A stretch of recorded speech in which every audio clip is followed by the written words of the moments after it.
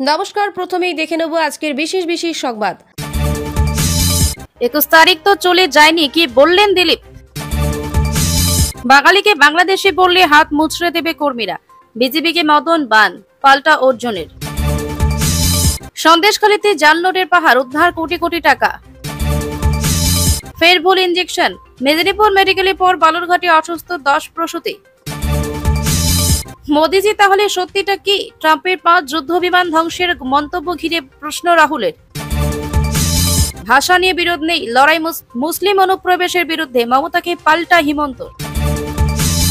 বিস্তারিত খবরে যাওয়ার আগে ভিডিওটিতে একটি লাইক দিন এবং পরবর্তী আপডেট সবার আগে পেতে চ্যানেলটি সাবস্ক্রাইব করে রাখুন। এখন বিস্তারিত খবর। 21 জুলাই নাকি কিছু একটা চমক দেবেন দিলীপ ঘোষ। গত কয়েক সপ্তাহ ধরে এই বিষয়টি বঙ্গ রাজনীতির অন্যতম হট টপিক। কেউ কেউ আবার দাবি করে বসেছিলেন হয়তো ফুল বদল করতে পারেন বঙ্গ বিজেপির এই নেতা। প্রধানমন্ত্রী নরেন্দ্র মোদী দুর্গাপুরের সভায় ছিলেন না তিনি। দলের সর্বভারতীয় সভাপতি জেপি নাড্ডার ডাকে শুক্রবার সকালে গিয়েছিলেন দিল্লিতে। এরপরে সেই জল্পনা আরো তুঙ্গে ওঠে। শনিবার দিল্লি থেকে ফিরে অবশ্য 21 জুলাইয়ের আদতে তিনি কি চমক দিতে চলেছেন তা স্পষ্ট করলেন দিলীপ। এই দিন দিল্লি থেকে ফিরে কলকাতা বিমানবন্দরে সংবাদ মাধ্যমের প্রতিনিধিদের মুখোমুখি হন এই বিজেপি নেতা। সেখানে তিনি বলেন 21 তারিখ খড়গপুরে একটি বড় সভা করার কথা রয়েছে। বাংলায় যেসব বিজেপি কর্মী রাজনৈতিক হিংসার বলি হচ্ছেন তাদের প্রতি শ্রদ্ধা জানিয়ে একটি সভা হবে। ওই দিন খড়গপুরে থাকবো, অর্থাৎ তৃণমূলের আয়োজিত শহীদ দিবসের দিনে তার দলবদলের জল্পনায় ইতি টানলেন এই নেতা।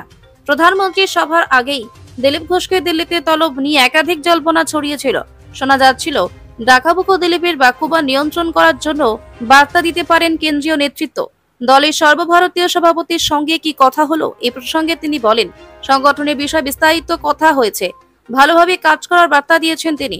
সর্বভারতীয় সভাপতি যখন ডেকেছেন তা অবশ্যই গুরুত্বপূর্ণ ছিল।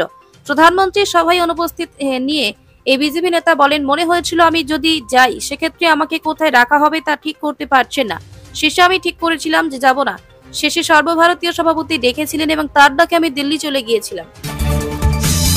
বাঙালিকে বাংলাদেশি বা রোহিঙ্গা তকমা দিয়ে দাগিয়ে দিলে বিজেপির হাত মুচড়ে ভেঙে দেবেন তৃণমূলের কর্মীরা। ভিন রাজ্যে বাংলা শ্রমিকদের বাংলাদেশি হিসেবে দাগিয়ে হেনস্থার বিরুদ্ধে এবার গর্জে উঠলেন তৃণমূলের কামারহাটির বিধায়ক মদন মিত্র। বেলঘরিয়ার 21 জুলাই সমাবেশের প্রস্তুতির সভায় হুঁশিয়ারি মদনের পায়ের তলার মাটি সরে গিয়েছে, পাল্টা দিয়েছেন বিজেপির অর্জুন সিং।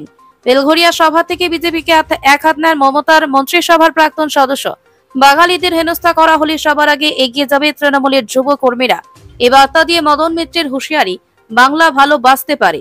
যদি কেউ মনে করে থাকেন বাঙালি ও বাংলার মানুষ প্রতিবাদ করতে পারেন না, তাহলে জেনে রাখুন যেদিন একটা বাঙালি গায়ে বাংলাদেশি তকমা লাগানো হবে সেদিন বিজেপির এই হাতের মুঠো কি করে ভেঙে দিতে হয় সেই জন্য তৃণমূলের কর্মীরা তৈরি আছে। এই লড়াইতে গোটা দেশ তাদের পাশে দাঁড়াবে বলে মনে করছেন মদন। পাশাপাশি তিনি এও জানিয়েছেন, বাংলায় কাজ করা কোনো ভিন রাজ্যের বাসিন্দার উপর যদি হামলা করা হয় তাহলে সবার আগে বাঙালি তৃণমূল কর্মী এগিয়ে যাবেন। উল্লেখ্য, বিগত কয়েক মাস ধরে ভিন রাজ্যে কাজে যাওয়া বাংলা শ্রমিকদের হেনস্থার অভিযোগ উঠেছে। বিশেষ করে বিজেপি শাসিত রাজ্যগুলোতে বাংলা শ্রমিকদের অত্যাচার করা হচ্ছে বলে অভিযোগ উঠেছে। এর প্রতিবাদে পথে নেমেছেন মুখ্যমন্ত্রী মমতা বন্দ্যোপাধ্যায়। এবার গর্জে উঠলেন মদন মিত্র। তবে মদনের এই বক্তব্যকে কটাক্ষ করেছেন বিজেপি নেতা অর্জুন সিং। তিনি বলেন, মদনের পায়ের তলায় মাটি সরে গিয়েছে, প্রচারের আলো খবরে ভেসে থাকতে এই রকম মন্তব্য করেছেন।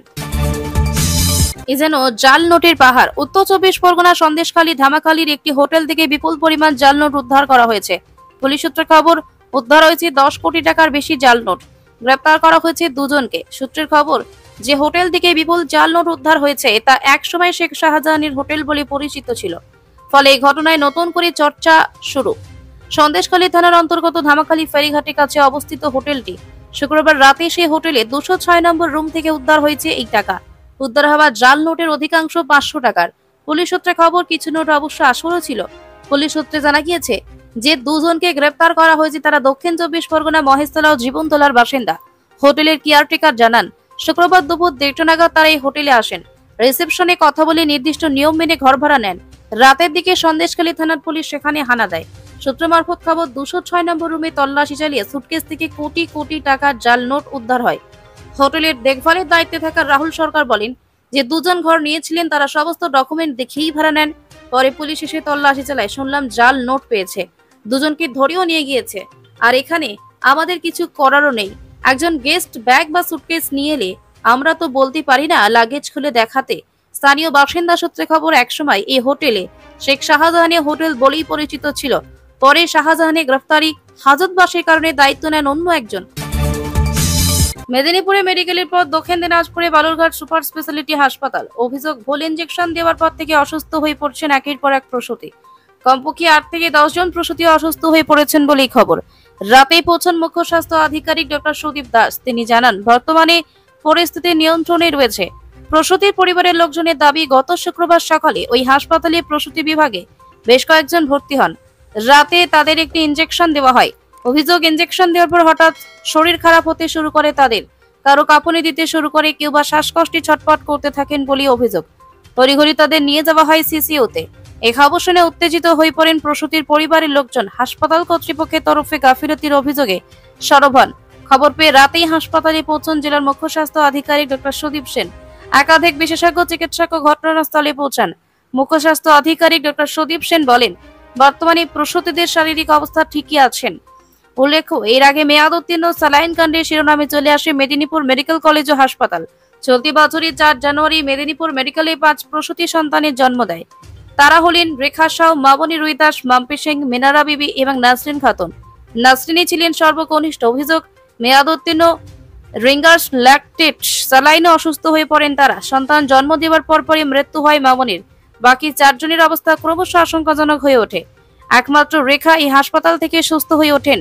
বাকি মাম্পি, মিনারা এবং নাসরিনকে কলকাতার SSKM হাসপাতালে নিয়ে আসা হয়।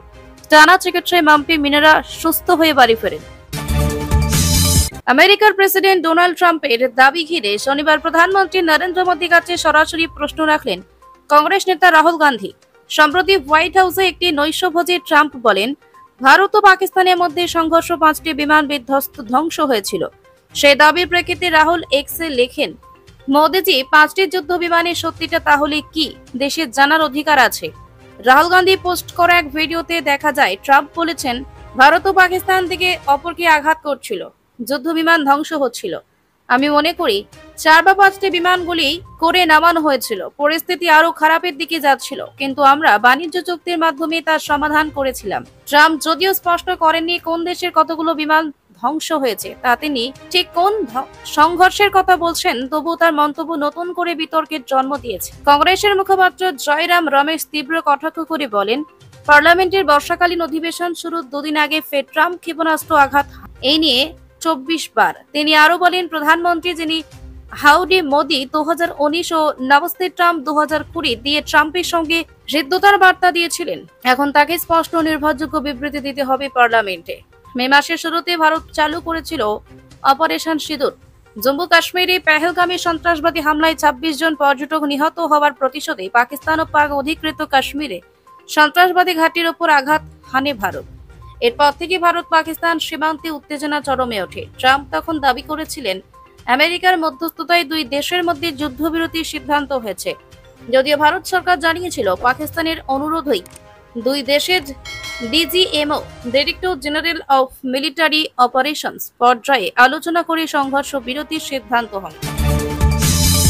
বাংলা ভাষীদের বেছে বেছে আক্রমণ, সাংবিধানিক সীমা লঙ্ঘন করার অভিযোগে সরব বাংলার মুখ্যমন্ত্রী মমতা বন্দ্যোপাধ্যায়। এবার পাল্টা জবাব দিলেন অসমের মুখ্যমন্ত্রী হেমন্ত বিশ্ব শর্মা। তার দাবি, অসম ভাষার ভিত্তিতে কারো বিরুদ্ধে লড়ছে না। আমাদের লড়াই বেআইনি অনুপ্রবেশের বিরুদ্ধে। আমাদের লড়াই নিজেদের ভাষা সংস্কৃতির অস্তিত্ব টিকিয়ে রাখার। শনিবার সকালে অসমে বাঙালি হেনস্থার অভিযোগে সরব হন বাংলার মুখ্যমন্ত্রী মমতা বন্দ্যোপাধ্যায়। সোশ্যাল মিডিয়ায় তিনি লেখেন, দেশের দ্বিতীয় কথ্য ভাষা হলো বাংলা, অসমেও তাই। যারা সমস্ত ভাষা ধর্মকে সম্মান করেন, তাদের উপর শুধুমাত্র মাতৃভাষার জন্য হেনস্থা করা অসাংবিধানিক এবং বৈষম্যমূলক আচরণ। অসমে বিজেপির বিভেদমূলক এজেন্ডা সমস্ত সীমা লঙ্ঘন করেছে। অসমবাসী রুখে দাঁড়ান। যারা মাতৃভাষার জন্য নিজের পরিচয় রক্ষার লড়াই করছেন, আমি তাদের মতো প্রত্যেক নির্ভীক মানুষের পাশে আছি। সঙ্গে সঙ্গে মমতার এই অভিযোগের পাল্টা দিলেন অসমের মুখ্যমন্ত্রী হেমন্ত বিশ্ব শর্মা। তিনি বলছেন, প্রিয় দিদি, অসমে আমরা নিজেদের মানুষের বিরুদ্ধে লড়ছি না। আমাদের লড়াই বেআইনি অনুপ্রবেশের বিরুদ্ধে, যা বিপজ্জনকভাবে জনবিন্যাস বদলে দিচ্ছে। অসমের মুখ্যমন্ত্রীর বক্তব্য, ইতিমধ্যেই সে রাজ্যের একাধিক জেলার হিন্দুরা সংখ্যালঘু হবার পথে। হেমন্তের দাবি, এটা রাজনীতির বিষয় নয়। আমরা আমাদের ভূমি, সংস্কৃতি এবং অস্মিতা রক্ষা করার জন্য লড়াই করছি। তার বক্তব্য, আমরা ভাষার ভিত্তিতে মানুষের বিভেদ করি না। এখানে অসমিয়া, বাংলা, হিন্দি, বোরা সব ভাষার সহাবস্থান রয়েছে। অসমের মুখ্যমন্ত্রীর পরই পাল্টা নিশানা করেছেন তৃণমূল নেতৃত্বে। মমতাকে উদ্দেশ্য করে অসমের মুখ্যমন্ত্রীর কটাক্ষ। অসম যেখানে বেআইনি অনুপ্রবেশের বিরুদ্ধে অসমের অস্মিতার জন্য লড়ছি, আপনি সেখানে বাঙালি অস্মিতার সঙ্গে আপোষ করছেন। শুধু ভোট ব্যাংকের জন্য অনুপ্রবেশে উৎসাহ দিচ্ছেন, ভোট ব্যাংকের জন্য একটি ধর্মের তোষণ করে চলেছেন। হেমন্তের দাবি অনুপ্রবেশ নিয়ে এই নিরাপত্তা জাতীয় সংহতির বিরুদ্ধে।